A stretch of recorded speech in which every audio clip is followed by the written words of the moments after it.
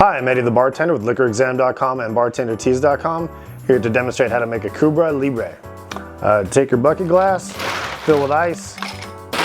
This is one of the easiest drinks you'll ever make.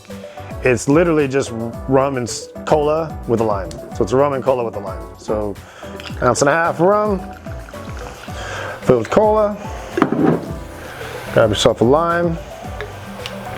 You can squeeze it in if you like. And a straw or two. And that's it, a Cuba Libre. My name is Eddie the Bartender with liquorexam.com and bartender-themed. If you're interested in bartender apparel like this, head over to bartender-themed. We carry a full line of hoodies, sweatshirts, t-shirts, tank tops, hats, and accessories. I'll see you on the next one. Bye-bye.